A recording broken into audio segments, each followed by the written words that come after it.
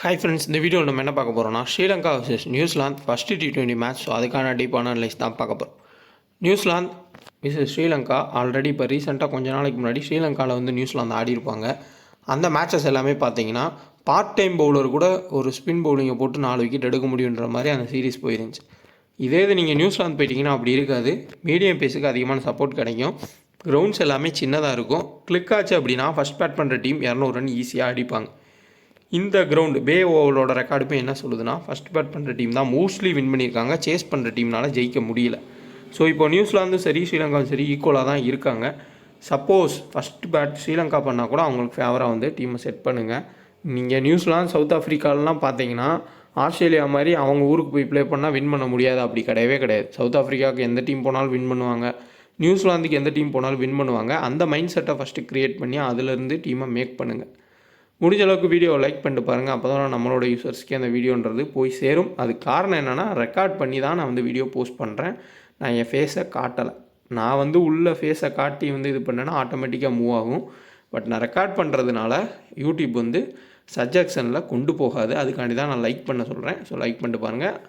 நான் ஃபேஸை காமிச்சு வீடியோ போஸ்ட் பண்ணுறதுல எனக்கு இன்ட்ரெஸ்ட் இல்லை. எப்போயுமே நான் வந்து ரெக்கார்ட் மட்டும்தான். அதனால் நீங்கள் லைக் பண்ணிவிட்டு பாருங்கள்.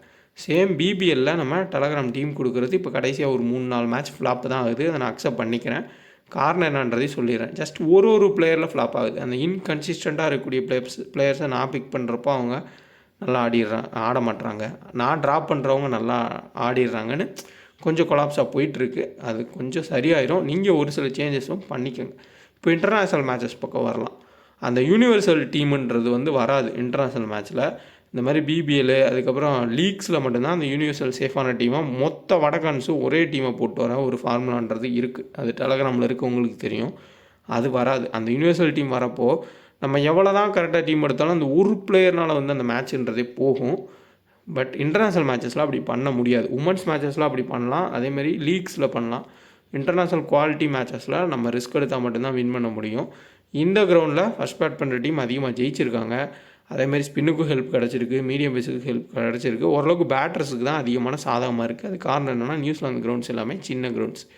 28 டிசம்பர் 11:45 இந்த மேட்ச் ஸ்டார்ட் ஆகுது. 1:45க்கு பிபிஎல் மேட்ச் ஸ்டார்ட் ஆகும். அதுக்கான வீடியோ ஆல்ரெடி நான் போஸ்ட் பண்ணிட்டேன். அதையும் வந்து பாருங்கள். அதையும் லைக் பண்ணிட்டு பாருங்கள்.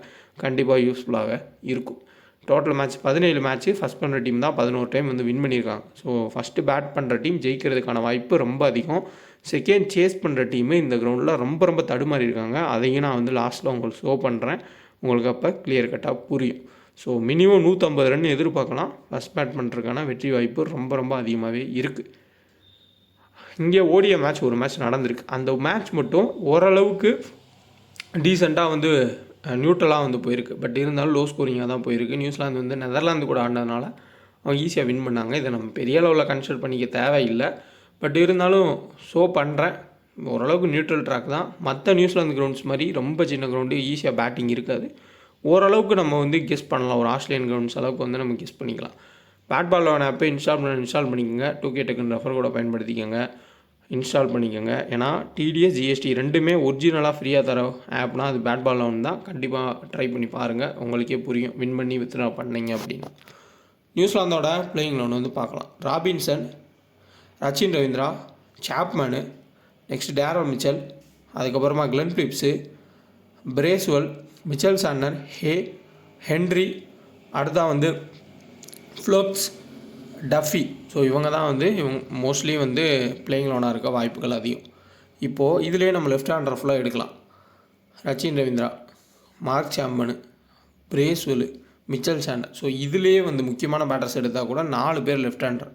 அப்போது இந்த சைடு யார் ஆஃப் ஸ்பின்னு பார்த்தீங்கன்னா கிமுண்டா மெண்டிஸ்க்கு ஆஃப் ஸ்பின்னு அந்த லெஃப்ட் ஆஃப் ஸ்பின்னு போடுற வாய்ப்பெலாம் அசலங்கா தரது கிடையாது. நான் கேப்டன் ஆனதுலேருந்து நான் தான் வந்து ஆஃப் ஸ்பின்னர்னு அவர் முடிவு பண்ணிட்டார். அதனால் அசலங்கா ஓவர்ஸ் போடுறதுக்கான வாய்ப்பு ரொம்ப அதிகம். தீக்ஸ்னா மோஸ்ட்லி அவரோட ஓவர்ஸை கம்ப்ளீட் பண்ணுவார். அப்போது அதிகபட்சமான ஓவர்ஸை செகண்டாக போடுறதுக்கான வாய்ப்பு அசலங்காவுக்கு இருக்குது, தீக்ஸ்னாவுக்கு இருக்குது. 3 பேருமே அதிகபட்சமாக ஓவர்ஸ் போடலாம். மீதி இருக்கக்கூடிய ஓவர்ஸாக பத்திரனா, துஷாரா, அதுக்கப்புறமா ஃபெர்னாண்டோ வந்து பவுல் பண்ணலாம். கிமுண்டா மெண்டிஸ் ஒரு ரெக்கார்டு வச்சுருந்தார். கன்சிஸ்டண்ட்டாக டெஸ்ட்டில் அடிச்சிட்டே இருந்தார். அதுக்கப்புறம் கிடைக்கிற மேட்சஸ்லேயும் ஸ்கோர் பண்ணார். அது இப்போ கொஞ்சம் டவுன் ஆகிருக்கு. அவருக்கு பவுலிங்கும் தரதில்லை. அதனால் கிமுண்டா மெண்டிஸை ரொம்ப சேஃப் ஆப்ஷனாக நீங்கள் கன்சிடர் பண்ண வேண்டாம். சேம் இந்த கிரவுண்டில் இனிஷியலாக கொஞ்சம் வந்து ஹெல்ப் பண்ணுறது மீடியம் பேஸருக்கு இருக்கும். இப்போ நிசாங்காவாக இருக்கட்டும், குஷால் மெண்டிஸாக இருக்கட்டும், ஹென்ரியோட பவுலிங்கை தாக்கு பிடிச்சி ஆடுவாங்களான்றதையும் கொஞ்சம் யோசிச்சுக்கோங்க.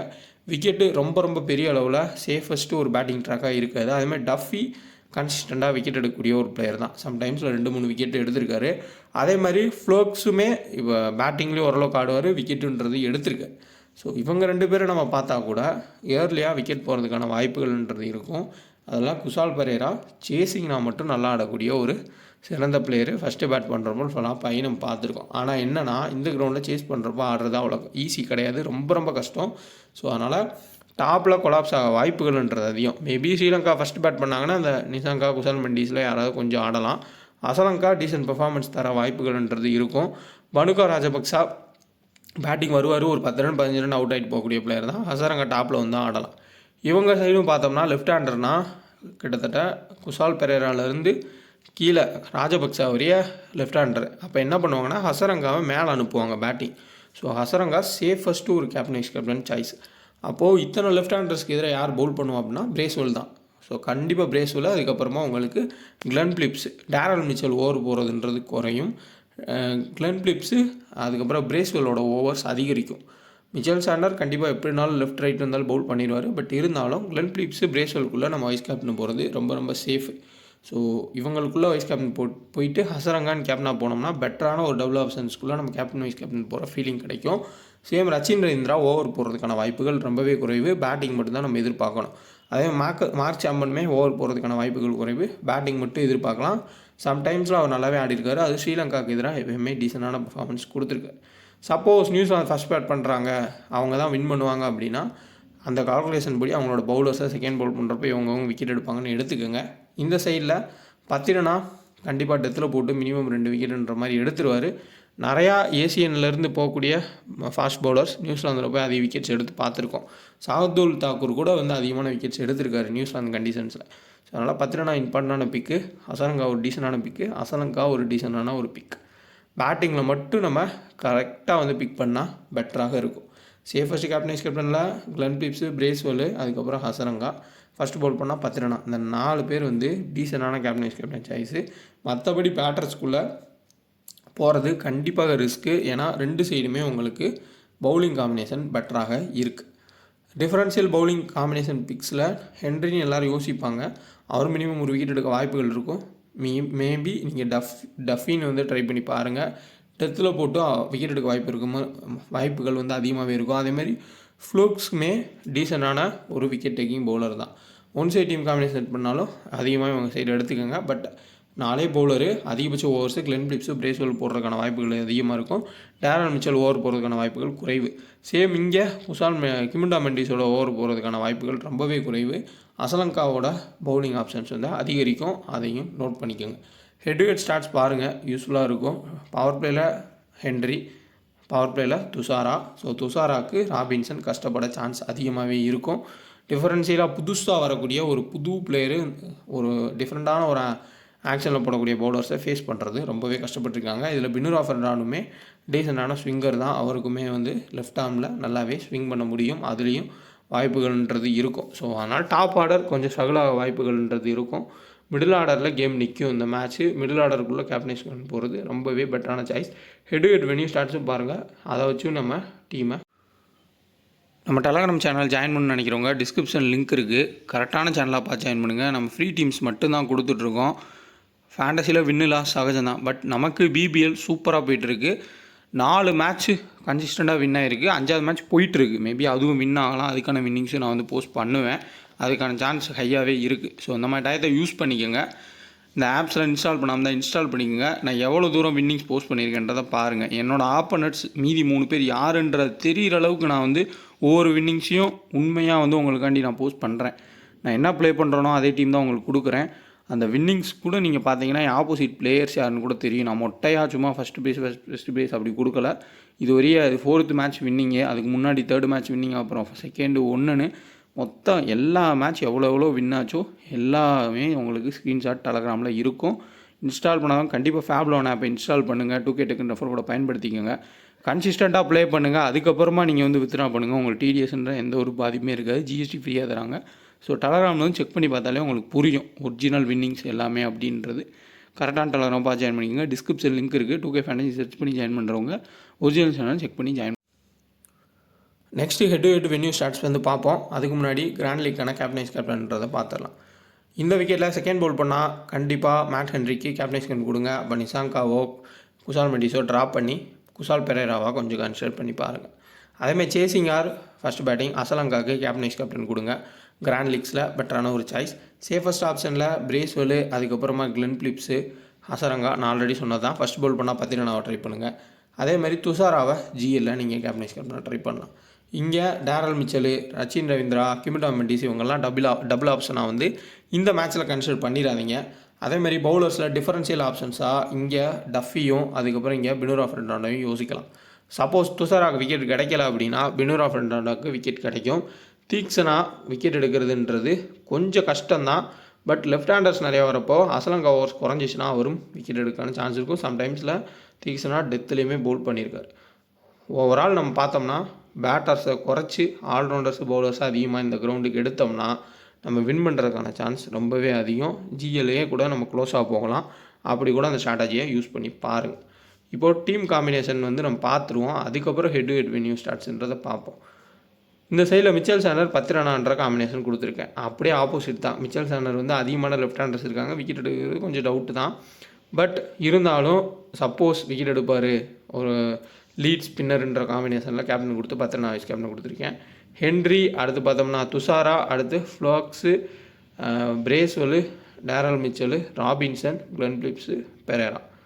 சேம் இந்த சைடு உங்களுக்கு safest option Hasaranga captain, Rachin Ravindra vice captain. But Rachin Ravindra vice captain கிடையாது, சேஃபஸ்ட் ஆப்ஷனும் கிடையாது. அதேமாதிரி கிமிட்டா மெண்டிஸு, மார்க் சாம்பன் 2 பேரை பிக் பண்ணியிருக்கிறதும் மிகப்பெரிய ஒரு ரிஸ்க்கு. நீங்கள் முன்னாடி வீடியோ பார்த்தா புரியும். அவங்க 2 பேத்துக்கு பதிலாக நீங்கள் கீழே துஷாராவோ இல்லை தீக்ஷனாவையோ நீங்கள் ஆட் பண்ணிக்கிறது தான் பெட்டரான ஒரு சாய்ஸ். ஸோ ஓவரால் இந்த 2 டீமுமே வந்து ரொம்ப கொலாப்ஸான டீமு. இந்த பிச் ரிப்போர்ட்டுக்கு ஏற்ற மாதிரி டீமே கிடையாது. ஹை ரிஸ்க்காக நம்ம டிஃப்ரெண்ட்டாக வித்தியாசமாக யோசிக்கக்கூடிய ஒரு டீமு. அந்த லாஜிக்கில் தான் நான் எடுத்திருக்கேன். இங்கே அதையும் வந்து கொஞ்சம் யோசிக்கோங்க. இப்போது நம்ம ஸ்டார்ட்ன்றதை பார்ப்போம். ராபின்சன் 2 மேட்ச் ஸ்ரீலங்காவுக்கு எதிராக ஆடிருக்கு. 2 மேட்சுமே ஃப்ளாப்பு தான். காரணம் துஷாராவா கூட இருக்கலாம் பவர் பிளேயில், இல்லை பினூரா ஃபெர்னாண்டோ தூக்கியிருக்கலாம். தீக்ஷனாவை கூட கொண்டு வருவாங்க. ரச்சின் ரவீந்திரா ஹெட் 3 மேட்ச் ஆடிருக்காரு. வெறும் 28 ரன் மட்டும் தான் ஸ்கோர் பண்ணியிருக்காரு. ரச்சின் ரவீந்திராவை டபுள் ஆப்ஷனாக கன்சிடர் பண்ணுவீங்க, ஸ்டார் பிளேயராக கன்சிடர் பண்ணுவீங்க. பட் ஸ்ரீலங்காவுக்கு எதிராக கஷ்டப்பட்டுருக்காரு. ப்ளஸ் இந்த கிரவுண்டுமே அந்தளவுக்கு பெரிய மற்ற நியூசிலாந்து கிரவுண்டு மாதிரி சப்போர்ட் பண்ணாது. லாஸ்ட்டில் நான் உங்களுக்கு ஷோ பண்ணுறப்போ புரியும். Mark Chapman 38 run average. But அவர் ஆடின மோஸ்ட் ஆஃப் த மேட்சஸ் வந்து ஸ்ரீலங்காவில் அந்த ஸ்லோ விக்கெட்ஸில் கொஞ்சம் ஸ்வீப் ஷாட்டாக ஆடி ரன்ஸ் எடுத்தார். Daryl Mitchell 27 run average head to ஹெட்டில். Glenn Phillips 40 run average. அதேமாரி வென்யூவில் 37 ரன் ஆவரேஜ் இருக்கார். கண்டிப்பாக பவுலிங் போட்டு விக்கெட்டு எடுப்பார். நிறைய ரெக்கார்ட்ஸுமே ஸ்ரீலங்காவுக்கு எதிராக பண்ணியிருக்காரு. இப்போ ரீசெண்ட் டைம்ஸில் 3 ஃபார்மேட்லேயுமே பவுல் பண்ணக்கூடிய player. Michael Bracewell lead spinner, average 13 தான். பட் 3 விக்கெட் மினிமம் உங்களுக்கு ஒரு விக்கெட் கேரண்டியாக இருக்கும். Mitchell Santner 25 run average, 11 wicket. வென்யூலையும் 10 விக்கெட் எடுத்திருக்காரு. ஹென்ரி 3 விக்கெட் ஹெடுவில் வென்யூவில் ஒரே மேட்ச்சில் 3 விக்கெட் எடுத்திருக்காரு. அடுத்தா ஃப்ளோக்ஸு 4 விக்கெட் எடுத்திருக்காரு ஹெட் டு ஹெட்டில் 2 மேட்ச்சில். ஸோ நோட் பண்ணிக்கோங்க. டஃபிக்கு பதிலாக கூட நீங்கள் வர ட்ரை பண்ணி பாருங்கள். நிசாங்கா 6 மேட்ச் ஆடிருக்காரு. வெறும் 17 ரன் தான் அவரோட ஆவரேஜும், புவர் ஆவரேஜ். அடுத்து Kusal Mendis 26 run average. Wicket keeping backup இருக்குது. கொஞ்சம் எல்லோரும் அவுட் ஆகிறப்போ குசால் மெண்டிஸ் ஒரு சைடு ஆடிட்டு போகக்கூடிய பிளேயர் தான். டிஃப்ரெண்ட்டான ஆப்ஷன் ட்ரை பண்ணலாம். Kusal Perera 27 run average, decent pick. சேசிங்லாம் நல்லாவே ஆடிருக்காரு. நிசாங்கா அவுட் ஆவார், குசால் மெண்டிஸ் அவுட் ஆகுன்ற கான்செப்ட் போனீங்கன்னா குசால் பெரேராவை ட்ரை பண்ணுங்கள். குவிக்காக பேட்டை வீசுவார். ஒன் சைடு ஷார்ட்டாக இருந்தாலும் நல்லாவே வந்து 4-6ன்னு போகும்.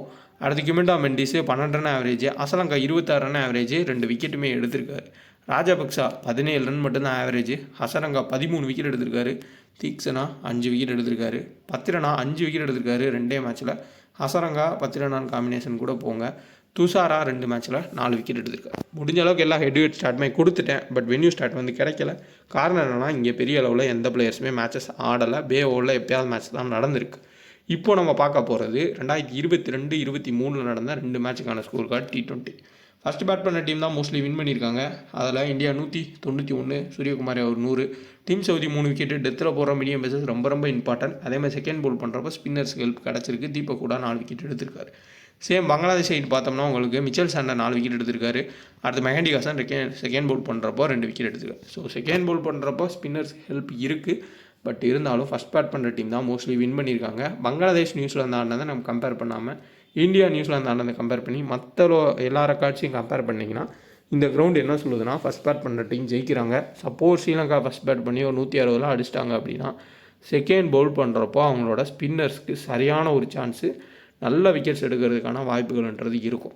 அதே மாதிரி நியூசிலாந்து ஃபஸ்ட் பேட் பண்ணி ஒரு 150 ரன் அடிச்சிட்டாங்க அப்படின்னா செகண்ட் பவுல் பண்ணுறப்போ அந்த லெஃப்ட் ஹேண்ட் பேட்டர்ஸுக்கு எதிராக கிளென் பிலிப்ஸு பிரேஸ்வெலே வந்து 2 விக்கெட் எடுக்கிறதுக்கான சான்ஸ்ன்றது இருக்கும். பட் ஃபஸ்ட்டு பவுல் பண்ணால் 10 ரன்னா மினிமம் 2லேருந்து 3 விக்கெட்டும், இந்த சைடில் உங்களுக்கு மேட் ஹென்ட்ரியோ இல்லை டஃபியோ வந்து அதிகமான விக்கெட்ஸ் எடுக்கிறதுக்கு வாய்ப்புகள் இருக்கும். டெத்தில் போட்டு விக்கெட் எடுக்கிறதுக்கான சான்ஸ். ஏன்னா டீம் சவுதி உங்களுக்கே தெரியும் எப்பப்போ விக்கெட் விழுமோ அப்போ தான் வந்து அவர் பவுல் பண்ணுவார். 2 மேட்ச்லையுமே அவர் தான் ஃபஸ்ட்டு பவுல் பண்ணியிருக்காரு, விக்கெட்ஸையுமே எடுத்திருக்காரு. அந்த லாஜிக்கில் சொல்கிறேன். அதே மாதிரி செகண்ட் பவுல் பண்ணுறப்போ ஸ்பின்னர்ஸுக்கு ஹெல்ப் பண்ணுறது கண்டிப்பாக கிடைக்கும். வீடியோ பிடிச்சா லைக் பண்ணுங்கள், ஏதாவது டவுட்னா கமெண்ட் பண்ணுங்கள். கரெக்டான டெலகிராமை பார்த்து ஜாயின் பண்ணிக்கோங்க, டிஸ்கிரிப்ஷனில் லிங்க் இருக்குது.